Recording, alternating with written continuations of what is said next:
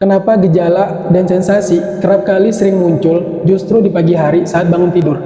Para penderita GERD dan anxiety, pagi hari justru menjadi waktu yang rawan. Banyak di antara mereka yang sering mengalami gejala atau sensasi aneh ketika bangun tidur.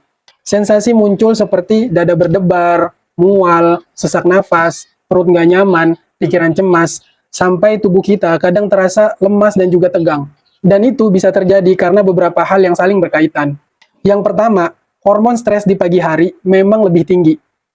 Saat pagi hari bangun tidur, tubuh kita mengalami peningkatan hormon kortisol atau hormon stres. Tujuannya sih baik, agar kita siap dalam beraktivitas. Tapi pada penderita anxiety, sistem saraf sudah terlalu sensitif. Akibatnya, kenaikan hormon stres ini dianggap sesuatu yang berlebihan atau berbahaya. Jantung kita jadi terasa banget detakannya. Dada kita terasa kosong dan juga berat. Muncullah rasa takut tanpa sebab, pikiran langsung aktif dan overthinking. Jadi, bukan karena organ atau tubuh kita yang rusak, tapi itu karena sistem alarm kita yang terlalu sensitif. Faktor yang kedua, bagi penderita GERD, lambung yang kosong menjadi lebih sensitif. Pada saat pagi hari, perut kita kosong karena semalaman kita tidak makan.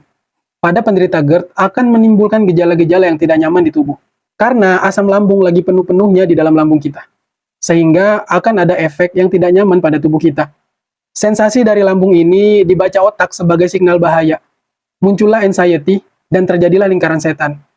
Sensasi GERD memicu kecemasan, dan kecemasan memicu GERD lebih parah. Faktor yang ketiga adalah sistem saraf kita belum benar-benar tenang saat kita bangun. Para penderita anxiety sering tidur dalam keadaan otaknya masih siaga. Jadi walaupun dia tidur, sistem sarafnya tidak benar-benar rileks, atau tidurnya tidak nyenyak. Akibatnya saat kita bangun, kita akan merasakan tubuh seperti terkaget, dada berdebar-debar, muncul sensasi aneh di tubuh, kepala terasa ringan tidak nyaman, dan pikiran kita otomatis langsung negatif. Faktor yang keempat adalah fokus kita ke tubuh kita justru paling kuat di pagi hari. Karena pada saat pagi hari, suasana masih sepi dan belum banyak distraksi. Maka saat pagi hari, otak kita lebih fokus untuk mendengarkan sensasi di tubuh. Sedikit asam lambung terasa besar, sedikit denyut jantung terasa menakutkan. Sedikit aja merasa pusing, langsung dipikir serius. Padahal sebenarnya sensasinya itu nggak bahaya, hanya saja tubuh yang terlalu sensitif. Dan faktor yang kelima adalah kurang tidur atau tidur kita yang tidak berkualitas. Ketika kita kurang tidur atau begadang atau kualitas tidur kita yang memang buruk atau posisi tidur yang salah akan membuat asam lambung kita lebih mudah naik. Tubuh menjadi tegang, bangun terasa tidak segar, dan menjadikan anxiety aktif di pagi hari. Dan yang membuat kita makin panik itu adalah gejalanya itu selalu muncul di pagi hari. Dan kita langsung berpikir, kok tiap pagi begini terus, jangan-jangan ini penyakit berat gitu kan. Padahal pada GERD dan anxiety, pola keluhan di pagi hari memang sangat umum terjadi.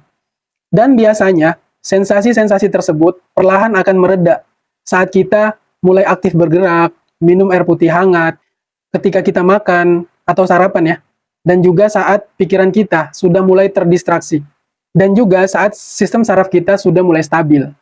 Dan ini ada beberapa tips ya, yang mudah-mudahan aja bisa membantu. Yang pertama, jangan langsung cek tubuh kita berlebihan saat kita bangun.